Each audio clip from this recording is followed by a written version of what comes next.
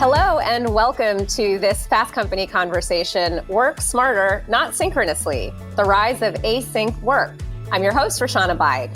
Today, I'm very excited to be joined by Joe Thomas, co-founder and head of product at Loom Atlassian. Joe and I are going to be talking all about best practices in async work, something you're probably doing today, and we're going to hear from Joe about all kinds of best practices, the future of async work, AI, collaboration, and much more.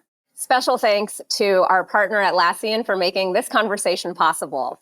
Please now join me in welcoming Joe Thomas, co-founder and head of product at Loom Atlassian. Thank you so much for having me, Roshana. Happy to be here. So excited to have you. And look, I just want to start by hearing about your journey, and specifically as co-founder, what was the challenge that you saw that needed to be solved, and why video as you thought about and started Loom? When we were initially starting Loom, we saw that video was a mega trend in our personal lives, in the consumer landscape, call it. And when we would show up to work, video was almost nowhere to be seen in terms of day-to-day communication. So when we started building against this space, we very quickly recognized that this was easy to solve from a technological perspective. It's just nobody had really done it to make it as frictionless and purpose-built for work as possible. So what we did was we built a really seamless, easy to use video recorder that also had a lot of security permissions and enterprise needs layered on top of it. And very quickly, when we launched in June of 2016, we saw that there was a ton of potential here. It was being used across an entire organization, whether you're a software engineer doing a code review or you're all the way up to a CEO using it to communicate with your organization. Asynchronous video had a ton of latent potential, and it just needed an easy-to-use tool in order to unlock that. Yeah, well, and you mentioned June of 2016. That's almost nearly a decade ago. And what are you seeing today? What are the challenges in today's workforce around collaboration, communication? I think that we all experience how rapid the change was when COVID initially hit and everybody had to work from home. We had to figure out new ways of working. Even though the technology is there to support ways of working, I think that there's a lot of organizations that still have yet to have their practices catch up to what this hybrid work policy has created for organizations. So what does that mean in practice is that individuals are working across different locations. They're not coming into the office as much. As a result, we're working across more time zones. And so how do we communicate as effectively as possible when teams and organizations are more geographically spread? And I think that that is the number one challenge that Atlassian has seen in terms of how can we catch up our practices with what technology enables for individuals today in this new world that we're all navigating. Awesome. Well, we're going to talk about some of those best practices. But first of all, I want to mention that Loom has been a Fast Company Most Innovative Company for 2 years, as recently as last year. So congratulations. And the significant news around the acquisition by Atlassian. When those conversations began, what excited you? What was the promise of this acquisition and partnership? Before we talked about even the potential of joining Atlassian and having them acquire us, Atlassian was the first organization to purchase Loom license for every single employee. They are all in on asynchronous work and enabling people to do their best work no matter where they are.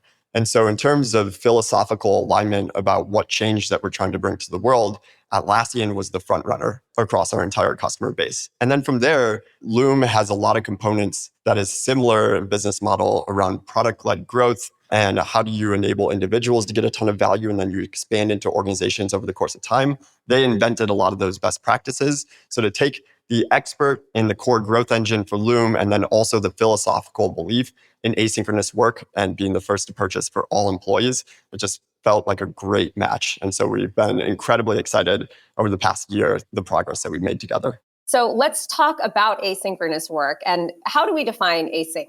I think that this is something that people tend to overcomplicate a little bit, right? It's relatively simple, which is the fact that asynchronous work just doesn't require people to be in the same place or on the same meeting or be available generally at the same time.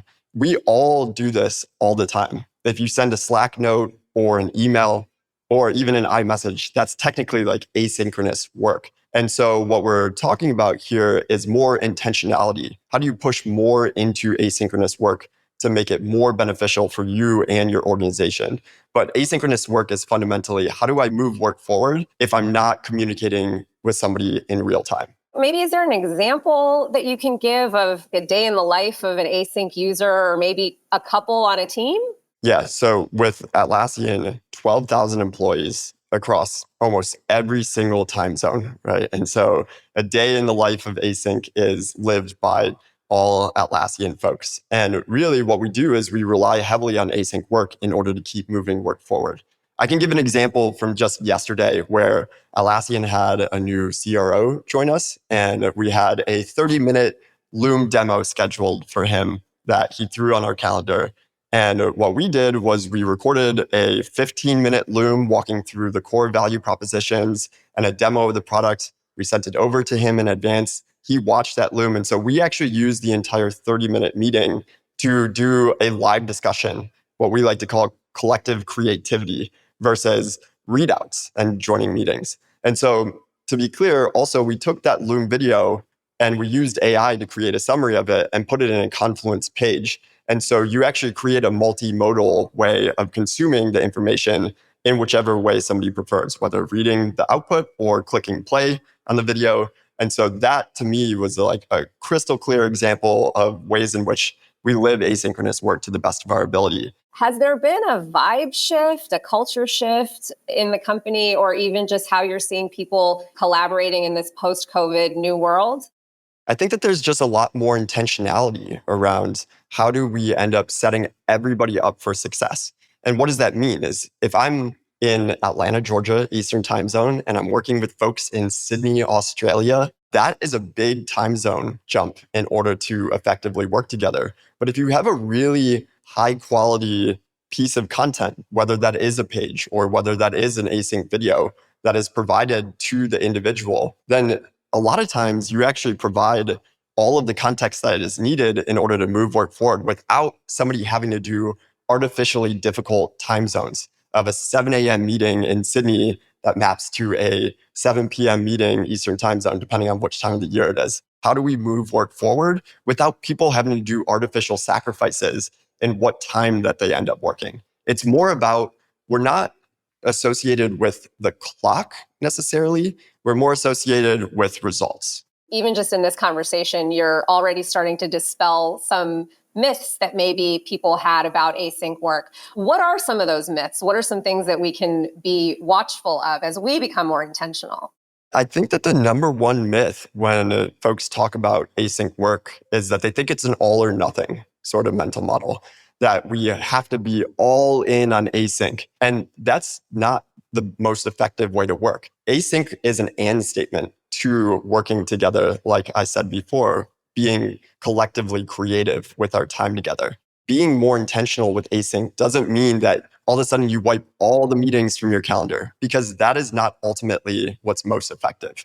I think it's a more human way to send over an async video, like a Loom video, in order to make sure that you don't sacrifice on some of those human connections if you did end up replacing a meeting. However, it's not an all or nothing thing. It is an and statement. You use Loom as a verb, and are you finding that this is catching on and that this is a way of doing things? And that really holds for the US, but then also you're reaching the world.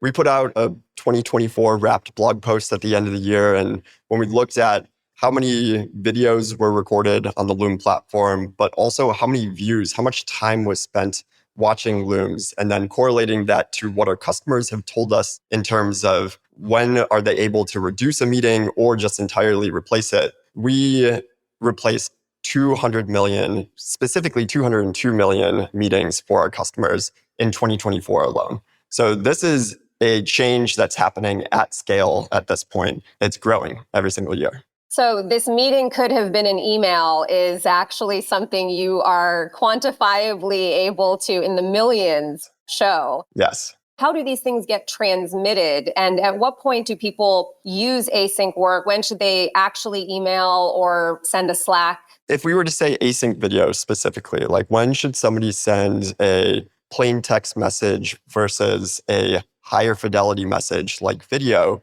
is that when you're trying to communicate something complex or nuanced in nature. If somebody's just getting started with async video, we say, whenever there's a meeting that you spend 10, 15, 20 minutes just doing a stand and deliver readout at the top, that is ultimately a waste of everybody's time together that should be optimized more for discussion. I like to think of the metaphor of, when we were in kindergarten or first grade and you would pass the ball to whoever is allowed to speak. What you'd want to optimize for is the most unique number of individuals who participate in a conversation and how many times that ball is passed.